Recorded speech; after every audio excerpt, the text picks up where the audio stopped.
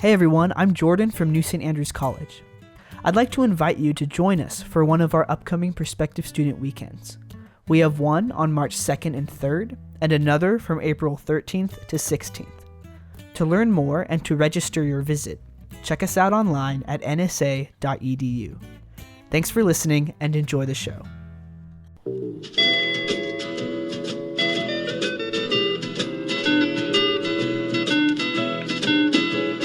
Hear the world calling, but son, don't you listen. They're only trying to drag you back into prison, that's right.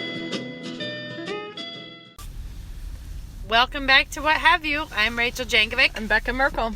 And today we meet in my car. Yeah, so I don't have my trusty seat heater. There's no salad on the floor, but we could make fun of No, what but we we're do both- have in the car. It's freezing cold outside. We're sitting here with our slippy, loud parkas on. So Here, run in place. So if now you know you have that baseline of what is happening in here. if you hear the Now, crinkle you'll in know. the distance. Then you'll know. I just told Becca that we were cleaning up our house today, and our back door had all these little dog smudges on it. So Chloe sprayed it with Windex, and the Windex just froze on the door. So now we have a big blat of frozen Windex stuck to the door. I'm actually a little worried because we just got a hardcore, freeze, and it happened after so many weeks of kind of mellow weather. I think it does this kind of thing a lot Rach, here. I have, tulip bulbs that are, 4 inches up. A lot of people do, though. Ours are, too. And I know. I think it happens like this all the time. I don't know. I'm just saying, I think it tricked the buds into kind of coming onto the trees, and then if it freezes, it's going to freeze them all But, up. we've lived here for a long time, and I've never seen a spring where nothing happened because it froze. Have I talked about, though, my pear tree drama? Because I've had these 2 pear trees now for 4 summers. I don't maybe? think you have talked about it, but please Now tell us about your pear tree Fraught drama. with interest. And maybe we could post a dry erase board shot of what year by year, how has this drama developed? Oh, no. But I just mean, when you first plant them, you're not going to get a big harvest out of it. And I think I had 1 pear, one little pear between the 2 trees. The next year, it was oh, ta-da. There we go. We had a nice little gathering of pears. Then the next year, one of them, nothing. Not a single, it didn't even blossom. And I went and spoke with the people at the nursery about it. And they said we had 1 weird late frost, which if the buds had come out, if they'd started to come, then it froze then. And because they weren't cross-pollinating, that meant the other pear tree got one little pear, and then the wind blew it off. It was very sad. This year I expect big things. Also, I planted a fig tree last year, despite the dark warnings from the man at the nursery. I couldn't figure out why they were selling it, though. Because, we're in North Idaho, so you wouldn't think a fig tree would have any real chance of success. But there they were. And it was called the Chicago fig, that's supposed to be hardy in Chicago. And I figure if a fig tree can muscle it through in Chicago, I would think it could surely do it here. it can do it here. And the guy at the nursery was like, no, you're not going to be able to grow this. And I'm thinking, well, why do you have it, for heaven's sakes? And I went and looked it up, and I risked it. I planted it. So we'll see. We shall see. Stand by for I might be out there with a episode hair dryer on it later. Yeah. Today, I need a new blow dryer, and I was at Marshall's, and I thought I'll check if there's any on clearance. Because why are blow dryers so expensive? They're either $4.99 or they're $98. But I have another question about hair dryers. Okay, well, I'll tell you that I was looking at one that was on then clearance. I will make an observation. Well, I thought I was looking at one that was on clearance. Yeah. I was like, why does this look like such a weird blow dryer? And it's $98, but then I saw it was a spray tanner. I thought, well, that would be a treat if I moved into home spray tanning. That would really do us all a favor. All right, so that'd be really good. Go ahead. What's your blow dryer question? question? This is my question for the universe. Why is it that when you stay in a hotel, the shampoo is always terrible, universally terrible? You can't get it to suds at all. But the I don't think of it. I don't think it does. It suds. I feel like if you're driven to such lengths that you have to use that. Yeah. It is like all the skin that came into contact with it shrinks a lot. You get really dry. Like you think it's like an ivory soap bar that you're putting. Yeah. It's just like nothing happens when you use the shampoo. Okay. But now that, the airlines have gotten so stingy about our liquids, it's like, do you want to pack a hairspray or do you want to pack a shampoo? And it's like, if you know there's going to be a shampoo in the hotel, then you can skip that liquid. But they're universally horrible. But the hair dryers are always like 3 times better than your home one. Oh. Why? I think it's because it's damaging your hair and it doesn't care. I don't know, but it's like... It just is like sticking your head in a major... It's like gets it done really fast. It's like a great roar, and then suddenly your hair is dry, and you're like, magic. Why can't I invest in one of these? I'm pretty sure we would all be big frizzle heads if we were using those every day. I don't know, because I'm growing my hair out again. It's like a constant battle. But anyway, I'm growing it out, and I'm starting to remember what a pain in the neck it is to dry my hair, because it's like 20 minutes to get stupid thing to dry. So I had something that I thought that we should talk about. Good. We might not have very much to say about it, but probably more than we have to say about hair dryers. Oh, we could keep going on that. I don't know. We could just muse indefinitely on the hair dryers. So, once recently, someone sent me, I think it was my sister-in-law, sent me that. I see them come around periodically. The 50s, the tips for a 50s wife.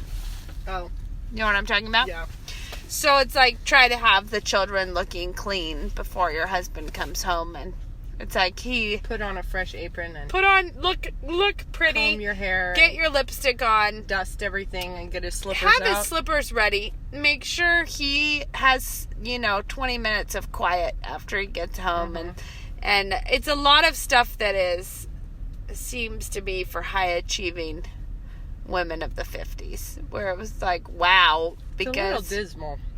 Yeah, it's like it is, but it's like a lot of the thing that I just think is interesting about it is it's a list of things that if you read it as requirements is like horrible bondage. Like, well, it also is kind of like, but you know what I'm saying? Like, you read it like you have to do all of this because you're the slave and you have to have a pretty lipstick on and you have to do this. It's not the slave. It's just they had such a low view of women. Like, but I'm not... let me get to that before we get there. I don't think that is a low view of women. But I'll tell you what I'm trying to say. Certainly got there. This was shared upon the interwebs, Facebook probably. So what I see on this little thing is like thousands of comments, and if you look at the tone of the comments, you think, oh, I can imagine. So all of you are the worst person to be married to ever, because like if you read this list, that's like a suggestion for overachieving women of the 50s, overachieving in one particular way, not in all of the ways. Just like, here's a precision housewife of the 50s. Mm-hmm. Then the comments are all these people being like, ha! I blow my nose on my husband. As though I would ever do more for him than that. He doesn't deserve it. I throw something at him when he comes home. Yeah, no, it's just like, just to indicate. If he thinks I'm going to make him dinner, he has something coming. And you're like, oh my word. And then people, tons of the comments were like snark fests about that's why he's my ex now. Like, oh yeah. Really? And the response was amazing. You sure showed those 50s. Yeah, you sure showed those 50s ladies how to have a happier life. Like, they're doing the I spit upon his grave moves about your husband. And it's like so, I have issues and concerns with the 50s version. Like, I'm not like, I don't feel like this is it. This is golden. No. But at least it had the dignity of aiming for harmony in the home. Yeah. And things like, your husband enjoys seeing his children well cared for and whatever. And you're like, well, I'm a far cry away from that list of achievements. When Luke comes home, I think That's not what he I gets. haven't looked at that particular list, but I've seen enough of them that it's kind of like, don't talk to him about work.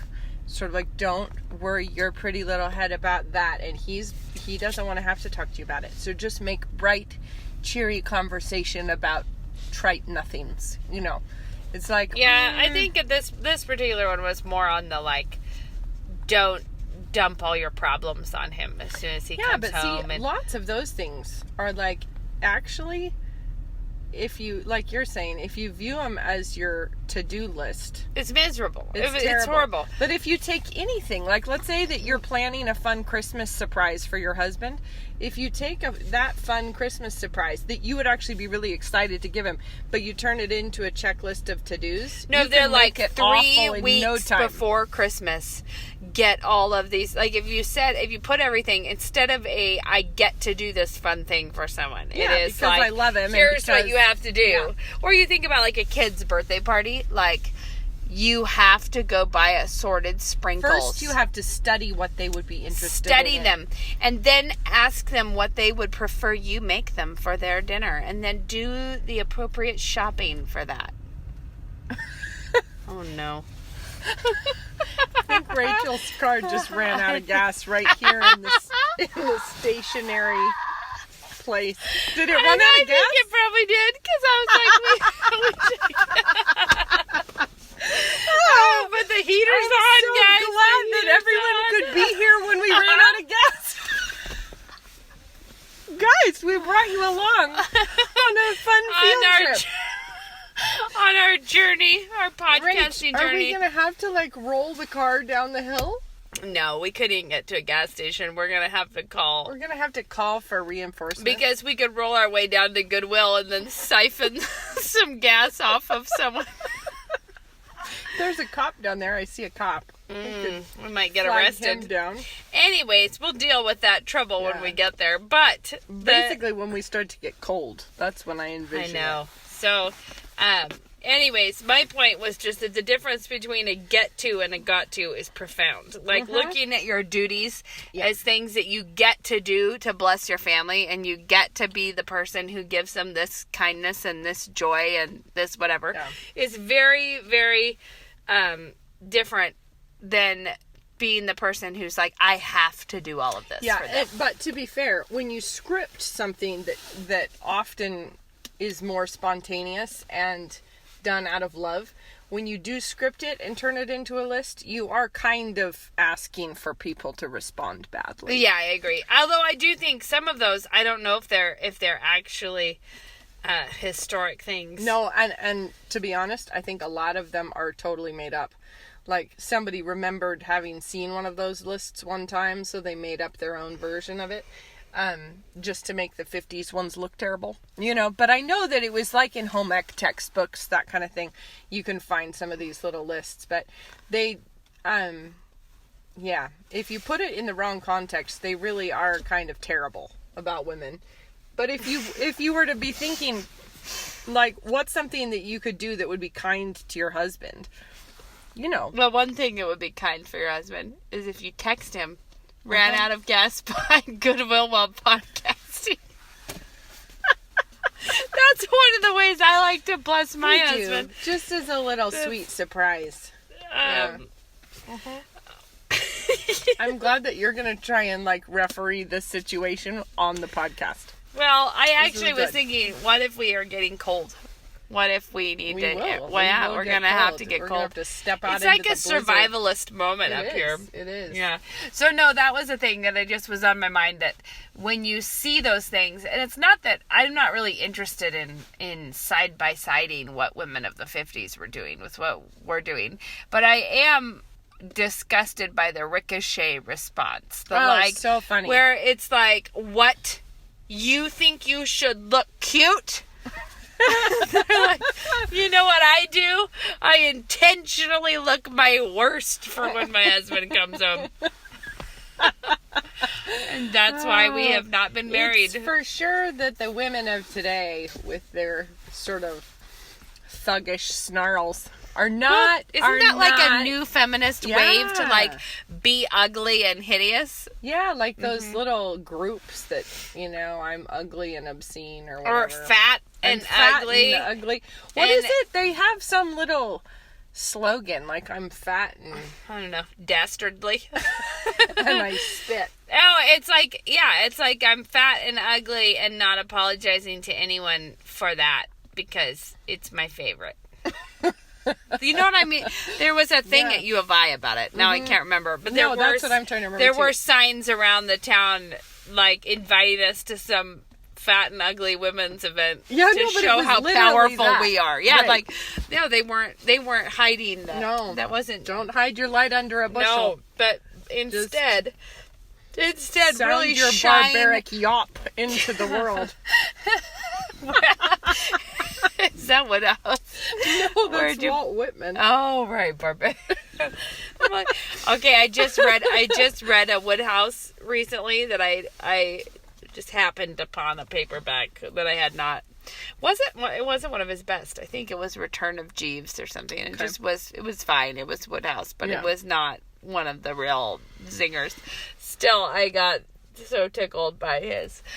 Somebody and it's getting nostalgic for the times when butlers were really butlers, and he was like how he remembered in his youth before the war when the butlers were all weighing in at 250 pounds on the hoof.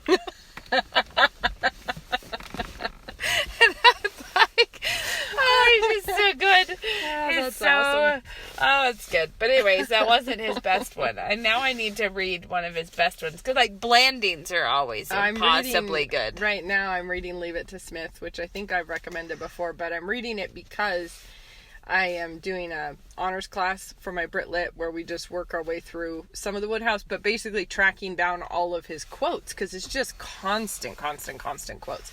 So I'm going through it on my He Kindle. does. The one that I know from him is the lark is on his wing, the snail is on his thorn, God is in his heaven, and all is well with the world, or all is right with the world. But I know that quote, that famous poetry quote, from having run into it so many times in Woodhouse. The embarrassing part was when I would recognize things in the Bible. The Bible because of Woodhouse. Because he's big. Well, the only reason we all know Jael was the wife of Heber is because of Woodhouse. Because you know Jael, but he would always say Jael the wife of Heber. Well, I'm tracking down all of these quotes right now, and I'm doing it on my Kindle so that I can just have the notes permanently in my How clever of you. version of it.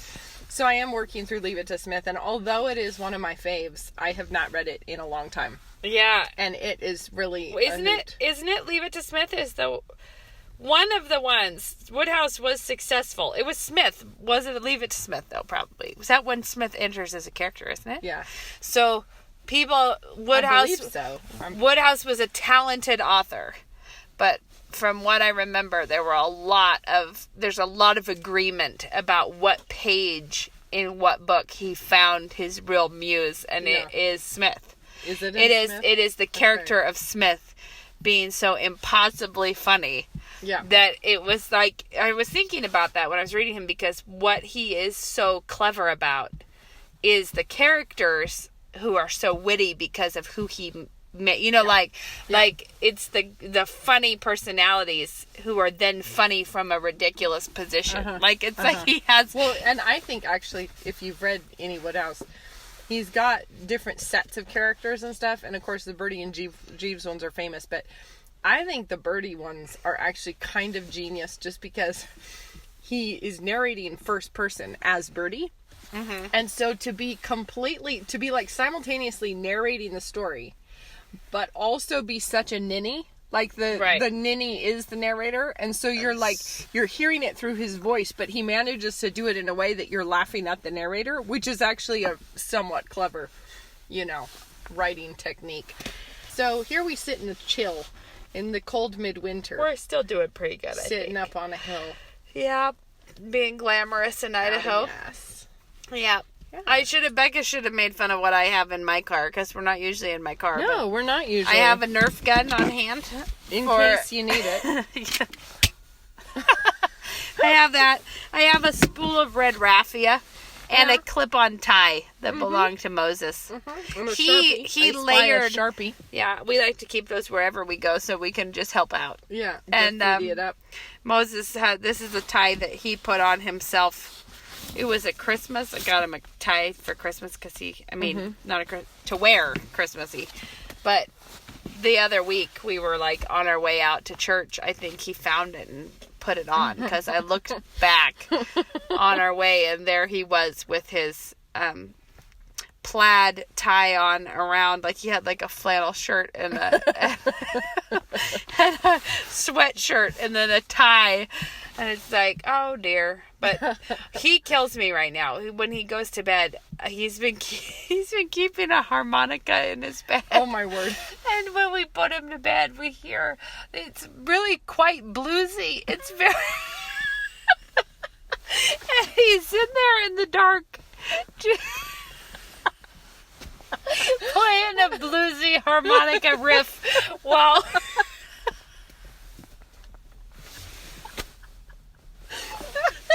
it's so funny that awesome. I'm like, but it is, he's showing some kind of a natural talent for the harmonica because I did not believe it was him. You know, like I was like, who is doing that? And then kind of some sounds but it of just New Orleans. yes. Drifting out It tickles from the me back so bedroom. hard that he's in there in his crib with his little blankets and like a stuffed dinosaur.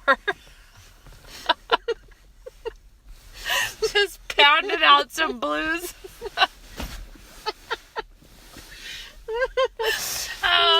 It's good. That's but great. he's kind of our all-around entertainment. I mean, he's just nonstop. That's and he too said funny. in church a little while ago there was a song that the choir was singing, and he turned to me and said, "Mama, I don't like this song." It's like, you know what this needs? A little bluesy riff. harmonica needs to come into this. And he's sometimes super godly during church and super pious and praying along and like just right with it. He gets a little charismatic and points out all the people around us and says that they're washed in the blood and whatever. Yeah. But then we get to it's like he just suddenly says, "I am Batman." We're like, we lost our spiritual moment here. But he, the trouble with that, I think is interesting, is that he doesn't know anything about Batman or Superman or Iron Man, and he doesn't need to know anything about them to have his imagination completely, like, it's a remarkable thing about little boys. Like, that just the suggestion of Spider-Man is enough to last them a long time. Like, that's who I am. I could go far with this. I know what that's about, but I've never seen any of it or anything. I just know, I intuit that this is for me. This is a thing I care about. That is really funny. Oh my word! So I like that we were kind of beginning to pedal our way up to speed on a topic when we When we ran out literally of gas, and figuratively ran out of gas. and that, as far as I can tell, killed our train of thought that we were having about 50s housewives. Is that Luke I think I see Luke in the distance. turning into Goodwill? Yeah. Should I honk at him? Well, if you really want to add that level to what we're doing. Oh, look, no, he's going to the back of Goodwill.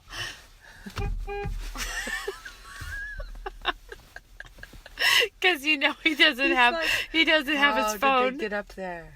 He doesn't. Oh, he doesn't have his phone. Are we gonna have to get out and wait? We're here at a vista so we can see my husband not finding us. So I think he's. is that him? That is him. Oh, he's going to the exit. I thought he was going the wrong way. I think he saw us. I think so. Your honk was He's really clever like that. definitive. Well, yeah, he knows which way we are. Do you think we should pause the recording? No, why don't we? I just think we welcome should. Luke It's just in? the worst. I think he'll have a word for us. This is the funniest. We had to call in our extraction team from this on this podcast. Oh, wow. Now you're going to find out we're not really out of gas, but Oh, this is no. the engine died. No, it's definitely out snorting. of gas. Hello. Hello. Hey, how are you? Thanks for being the 911. Oh, my That's word. right. Yeah. Well, That this is has so got to be our funny. worst This podcast. It is. Oh, boy. Oh, dearie.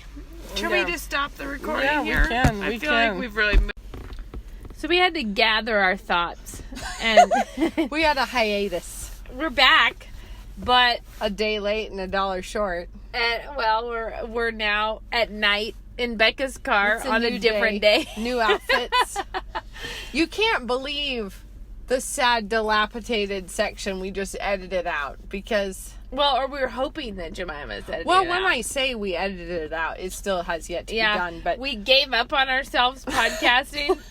I told was- Becca it was like some people who were really bad at playing ping pong. So most of the time was rummaging around in the back of a storage No. closet for the lost ball. Like, I remember a section where Becca said, "Why don't you tell him about your sugar cookies?" And she said, "Because Valentine's Day is coming." And we were like, "Nope, that passed." I was like, And then it was like already. a long pause before I said something like, "I don't dip them." We had I sometimes make a frosting. The thing was, I frost them. you were all with us as we ran out of gas. Yeah. And then as it began to straggle on and we weren't sure where Luke was. I think we must have been on our last leg anyways at that point because there was no recovering. I was trying to keep the conversation merry and Apparently bright. I wasn't doing my part. Rachel was not. I would be like, "So, Rachel, tell me about..." And she would give me a flat face and she would say... It's my favorite emoticon, the flat face emoticon. I don't make sugar cookies like that. The flat face emoticon is my favorite one because it speaks to so many different occasions. It does. It really. But I'm just saying, she gave me her real flat face yesterday. And That might then be why I like it. It speaks of a face I make. Then after we got the gas, and then we went to the gas station, and then we gassed all the way up, and then we tried to go again, and that time we were... How would you describe us? I think it was just Reckless. negligent podcasting. It was both reckless and negligent. Both of those things. Nothing about it was okay, so No. we quit. No, we were We talking quit about and we logic came and back. logical fallacies. And what was mostly, I thought, evident was that both of us should have brushed up on our On our logic. on our facts before we We're launched like, that. why Like- did you offer us to lead a logic lecture, Becca? Does No. anyone have the square of opposition on I hand? think you're getting a phone call now. Oh, oops. Yeah, that's I your am. phone. No, we didn't quite go there. We were kind of hitting some informal fallacies, and I think there's a good lot of stuff to say there, but I think we didn't quite nail that. So I think we should we're freshen gonna up. save it for another We should time. sometime when we're more spry. Yeah, Right now so, we're drinking whew. the evening coffee. Evening coffee. I had left a whole pile of freshmen at my house eating soup and bread and honey butter and snuck out. Although, you know what they brought me tonight? What? A huge industrial rice cooker Oh, I knew that. I with a sent them bow the on link. top. I sent Did them you? the link for that. Oh. That was sweet of What them. little angels they are. They all came and they brought this giant rice cooker, and I'm so pleased. Next That's week I'll pretty- have to make them something with That is rice pretty fun. involved in it. So, Moses, I have to tell you this because it was tickling me. I'm like, this is why this is an exhausting phase of personhood. Okay. It's an excellent phase, but very funny. When he and I are the only ones in the car, and this is a conversation. Is that car going that way, Mama? And I'm like, yep, that car's going that way. That car is going that way, Mama. I'm like, mm-hmm. He's like, our car's going this way, Mama? And I'm like, yep, our car's going this way. And he goes, yay! Yay! Our car's going this way, Mama. Our car's going this way. And I'm like, it is going this way. We're going this way in our car. We're doing it. And then it's like, is our car going to school, Mama? And I'm like, yep, we're driving to school. You're driving our car, Mama? It's like, yes, I am driving our cars. Yay! You're driving our car to school, Mama. And then by the time that I get to the end of the day, I feel like I've talked it out. Yeah. I have talked it all out. And Moses is a big narrator right now in all times. So my life is narrated consistently. Yeah. It's good. But you It's see awesome. how you run out of sparkling wit after. After you run out of gas, you run out of sparkling wit. I think it just gets used before anyone else has access to it. The depths have been plumbed. Oh, So pretty much. Yeah. Too much. anyway, so moving on. Mm-hmm. It's a new day, a new episode, new thought, Okay. new. Are you about to all have the one? Things. Well, here's the thing. Yesterday, I did my best. I brought out some subjects. You gave me the flat face emoticon. So tell me one of them now and let's see how I feel. You I think this is getting unwholesomely blamey. well, maybe we might have pulled out a blame or two. But why did you just had something? You were just talking about it. We had to go get gas, everyone in my car, because She was worried. what would be not good would be to run out twice in one episode. Dual running out of gas. So anyway, we got gas, and while we were driving, so you wanted to know what I was you going were to talk about. talking about something, and you said you had it. I think I've talked about this on the podcast before. Okay, But well, whatever, talk I'm bringing again. it up. Bring it up now. And if I recall, since we're getting into blaming, Good. when I earlier Please. said we should talk about this, you said, meh.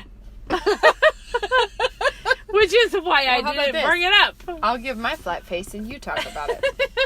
So, what it was the thing that we tell our children, I think I've said this on here before, but I think it's worth exploring, Okay. is that you have to first be really good at being bad at things. So, Okay. step one. Because, as I tell them, if you're bad at being bad at things, even when you get good at it, you'll still be bad at it.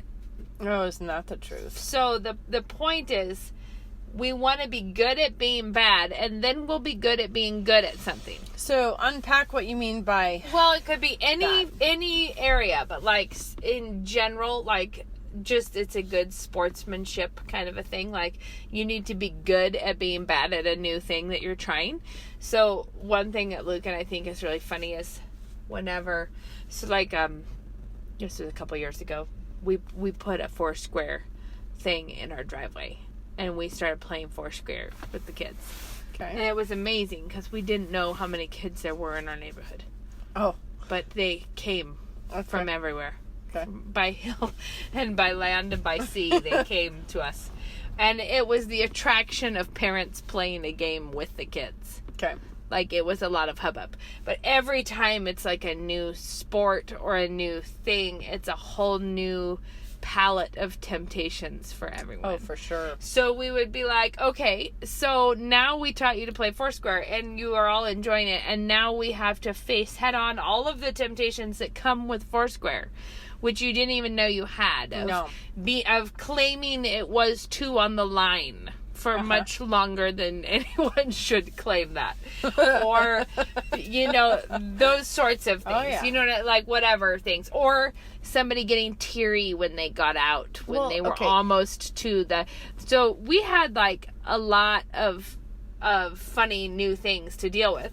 But not just with that, just with anything. I just mean something new comes up, and it is really, really easy to be bad at being bad at it. Well, one random example is I remember when Knox was little, so just starting to walk or whatever.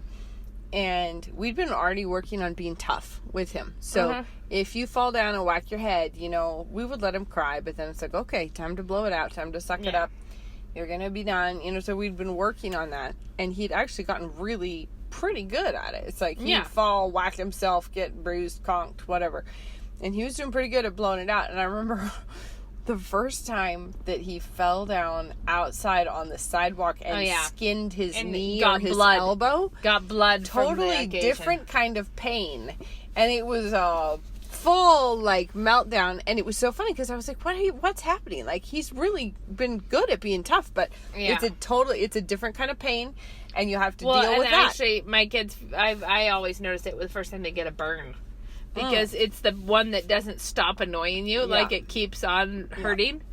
Yeah. Anyways, my different kinds of pain, different kinds of trials. Right. It's like anything. You have to be good at being bad at something. Like the fact that you don't know how to do it, or you don't know how to whatever. But it applies in all of life. It's like having a good attitude about being a beginner. Yeah. Is a thing that... Because you have to cope with embarrassment or patience or like, should I... Or I think of like you're just had a first baby. And you're like, you don't know what you're doing. You have to be good at being bad at it. Like, meaning you're learning quickly from your mistakes. You're being joyful in the Lord when you don't understand what... like, you are being good at... it helps so much. But I think there's a ton of things in the Christian life, or just in your life. Like, if you think, okay, I need to be feeding my family, but I've never thought I was a good cook. And it's like... Or hospitality, sort of... Like, you have to be willing to just jump in. You have, take the plunge. You have to be good at being bad at it. Yep. And one of the things that I will say, I have done a lot of hospitality in my life. And I am not a beginner on that front. It's not like, oh, this is something I've never done before. Mm-hmm. But it is got to be like more than 50% of the time that I am trying to not apologize about something, or be like the amount of time that I am really pleased with how everything came together is very marginal. Like, marginal. And I think, but I just mean, I am experienced, but you could still be, I think the thing is, if you ever got to the point where you could just smugly rest on your laurels, then you'd not be insufferable. But you're not listening to what God wants you doing. Yeah, because like hopefully you're pushing a little bit further and a little bit further and a little bit further, and every time you're like, wow, that was a wobble. Woo, that was close. Oh, okay, I'm not going to try that again. All right. Like you just keep... Or sometimes it's just not coming together in time, and you're like, oh, well, snap.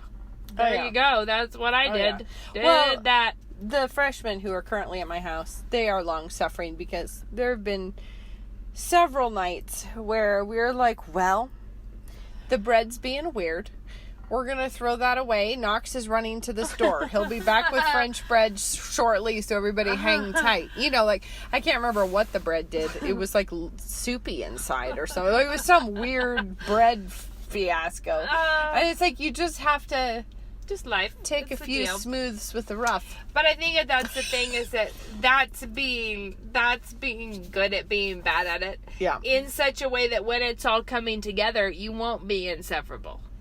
Yeah, because you know that there's real life out there. People who are smug about their own accomplishments, it's not good. No, and I always think of Chloe. She was a couple of years ago, but it was just so funny. It was such a vivid moment, and I always think of needing to channel her energy in this moment. I was bathing someone in the tub, and she came in and somehow leaned on the shower curtain or something. The shower curtain rod fell on my head, and it was it was like a lightweight one, but you know how they always have springs in them, so it makes an amazing noise when it bonks you on the head. Yeah, did not hurt me, but there were metal sliding hooks on it, so they all leapt off of it as it crashed and scattered on the tile floor. So it was an incredible noise. Yeah, and surprise, like just this like loud, and I was just there on my knees. And I looked at her, and she's this cute little thing, and she tugs her hair behind her ears and says, well, that happened. And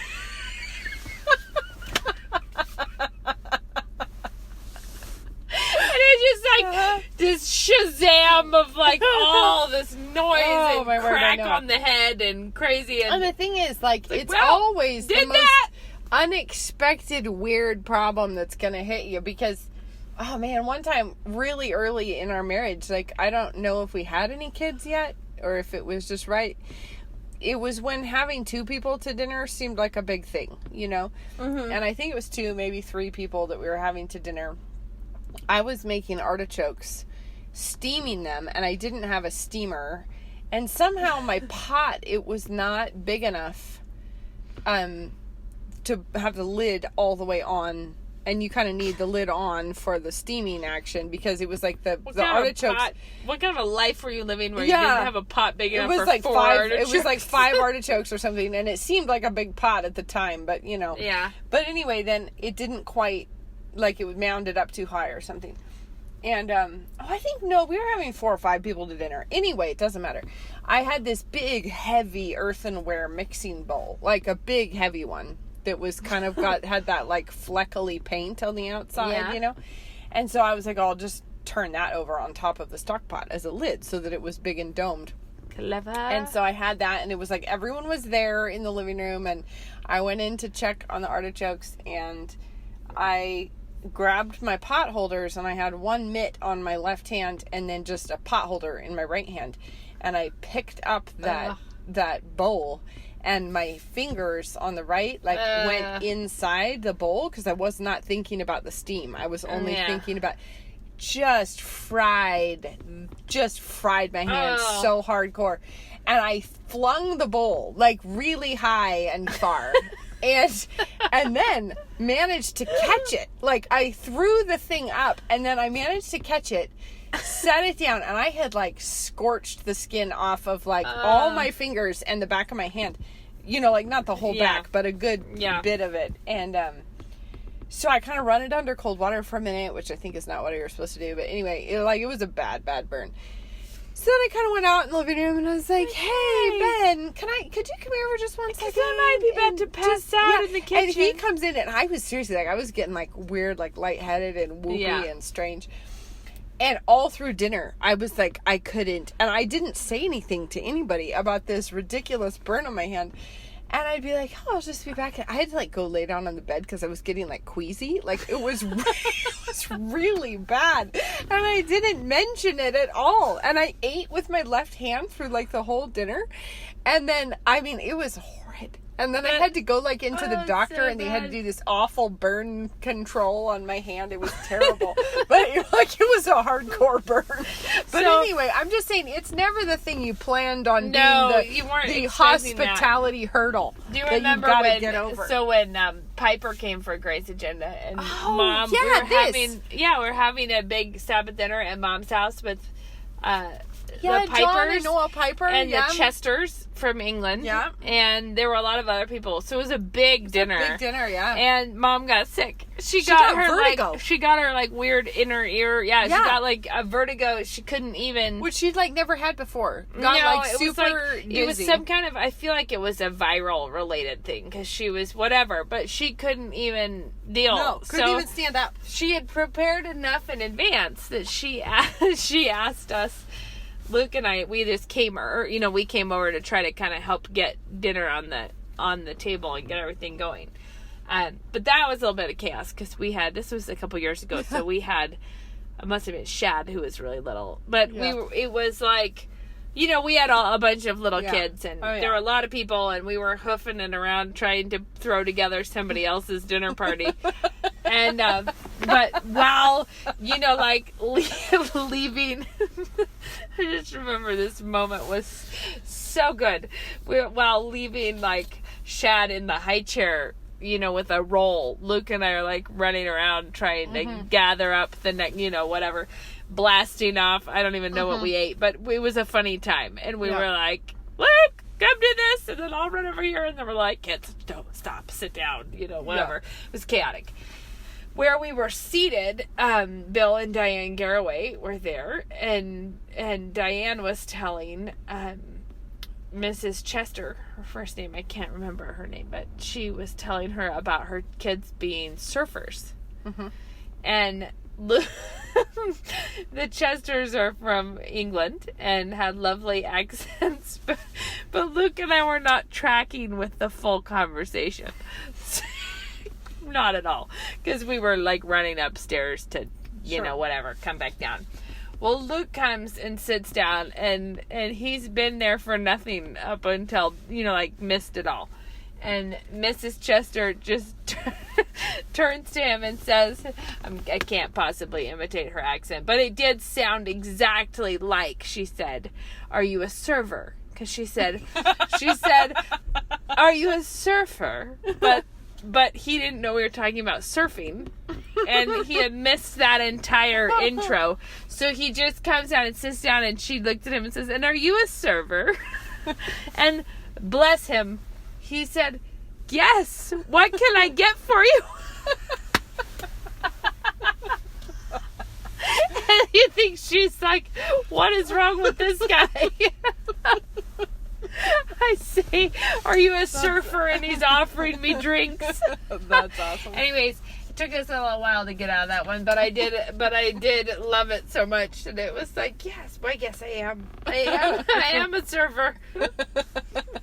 That's what I'm doing here. That's funny. Yes. Anyway, but Mom, meanwhile, was just sick in her flat on bed. her back, Yeah, not fun. Yeah, but I just think you're right about like having to just kind of wade into it and be okay with not being necessarily the A++ all the times. No, but see, this is the thing that I think it's a really practical and ongoing way to be offering your life to the Lord. But also because every time you have another chance to be like, this is not about me. But it's also continuing to aim for the A+, because I really dislike the people that decide whatever C- is all that any of us ever aspire to, and then shuffle around and and they talk about being transparent and authentic. I actually think it's more that if you're doing as much with your life as I hope you are, that we should be maxed out most of our life. Mm-hmm. And that's what I mean about shooting. And I mean, we've talked about this. I mean by maxed out, with not hitting it. Yeah, but the A+ is in more categories than dinner party execution. It's like how kind you were to everyone, how much you did not snip and whip at your husband about something before the event, how well you handled it when someone said something rude to you or did something, like how well you just there's a lot of factors. Yeah. But I think it's an ongoing way to know, because there's a deadline. People show up. Yeah. Like, you're like, oh, here it goes. This is as close as I'm getting to, whatever. Oh, here it is. I just think it's a good ongoing way to be, to be offering your work to the Lord, because you have to not care about yourself in it. Yeah. And I guess the thing you're probably leaning against is people who care about themselves not trying. Like like there's where it turns too cool into, for school. No, is it what becomes it is. a kind of smug attitude that I don't try. It's a way of making yourself superior to the people who try. Yeah, but it's being too cool for school. It's like, I can't try hard. I would never care. It's like the kid who starts bragging about getting the worst grade in the class. Yeah. Those kids. I think that there is a funky tendency among women to do that very thing, where it's like, enough with this aspirations. I'm not one of those kinds of ladies. I'm one of these people that you might just come over and I don't know. I kind of joke about my decorating style. I say is family realism. And I'm like, but I think it's because I've had to find a place that, like, I like design, but I like my family more than I like design, and you just need to make do with what you have and can, like the way that I make our home look is not about my design portfolio. It is about how are you doing with what you can do with what you have, with how you try to bless people around you. I think all you're saying, and I'm saying both, is you have to figure out where your temptation is and where your tendency is, and you have to learn how to lean against letting yourself just gallop down whatever path is easiest for you. And there's some people who have so much pride and vanity wrapped up in the way their house looks that actually they need to lean against that. They need to be willing to sacrifice. Willing to have people come over when it's not awesome. But there's other people who actually tend more on the lazy spectrum of not caring, not trying, and what they might need to be doing is leaning against that part. And so I just think that it's a matter of of seeing where your own weaknesses and where your own temptations are, and really trying to struggle against it, you know? Because Yeah. I don't think that there's one sort of... I don't know. I think wherever you are, it's not the same. Like, I think I don't struggle with things that I used to struggle with. Now it's like when I'm talking about design. That back in the olden days when I really thought I was into design, when I was in it in a different way than I am now. I was in it as a person who could turn all the right lights, and nobody was messing it up. Right. It was just my space. Right. And I liked that. And so, God, it was a very sanctifying journey for me to not be able to do that in my life. Like, to not be able to have everything the way that I wanted. Like, and still be being a decent human and mother. So that was that was sanctifying. Now, I don't even feel like that's even on my radar of things that I'm... Sure. Because it's a whole other set But I'm just saying God sandpapers different corners on all of us, because we're all differently... Oh, yeah, absolutely. We're differently jagged. And so, some people who prefer to live life kind of weltering you could give yourself in the a test. A crummy test laundry pile. A test would be like, what is the worst case scenario for you?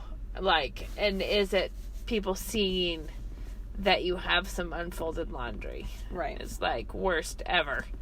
Or is it people having to fold the laundry? Or is it people knowing that you tried to make a beautiful tart? Like, we wouldn't want anyone to know that I did that. That would be so embarrassing. Or if they thought I cared about the food, they would make fun of me. And then they would, like, it's all different for everybody. But I guess I just think that whatever you're called to do, like if it's feeding people, if it's hospitality, if it is just whatever, be good at being bad at it first. Like, just start out with practicing that skill. And while you're being good at being bad at it, work on getting good at it. Yeah, because you have a lot of opportunities, and you have to just be reasonable about what it takes to actually learn skills. Yeah. Like, they don't happen overnight. Yeah. Well, I feel like I like a view in my... We're looking in at Rachel's house, and Shadrach is throwing things in the house. It's very cute. There was a Christmas in my life where I really wanted to start smoking. It was like, oh yeah, I remember this. Are we going over time? Mm-hmm, probably.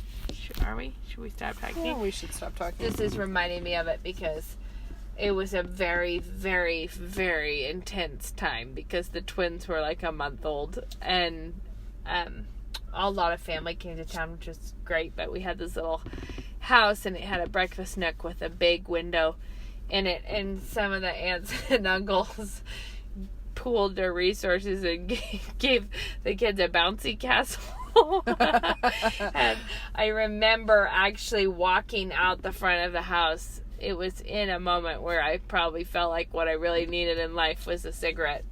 I never had smoked, and it was just that was a season where it was so intense, and I kept seeing people just out on their front porches by themselves smoking, and I'd just be like, yes. I was like, that is what I'm missing. This solitude moment. So I didn't ever do it. I knew enough to know I didn't want to start that hobby. Everyone, good news. Just, you should know I didn't start that. But I did think of it often. But it was a moment like this because it was snowy and the windows were all lit up like this, like where the lights are on inside. And it was a bouncy castle, and you could just see these wild toddler static heads jumping in the window. And I was outside in the solitude in the cold snow being like, where is my cigarette? What I really need. It's when she took to knitting, guys. Pretty much. Not really. I was already... it was around ballpark the same time, though, that I was really getting into the knitting.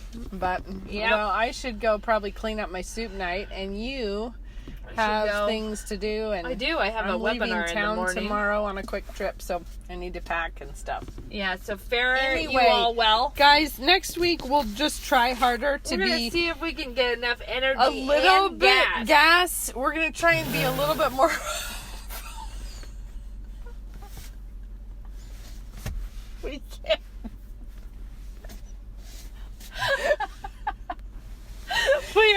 can't. We are No, not. you can't. I can't what? What?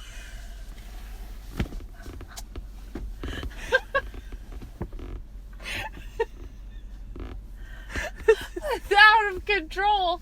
We're out of control. This has been one car crash from beginning to end.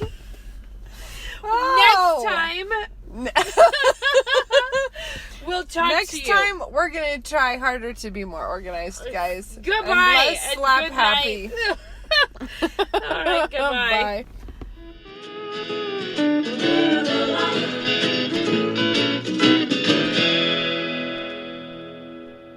I'm a 2009 graduate of New St. Andrews College, and I'm a commercial property manager. 3 kids at Logos, 1 at home still, and I do flowers on the side out of our house. When you have these little people that you're responsible to shepherd, you realize I need to know what I'm talking about because they need to have a firm foundation and they need deep roots so that they don't get blown over and that they're ready to stand up for the truth. I am a programmer. The language aspect of NSA is a fantastic preparation for any sort of programming.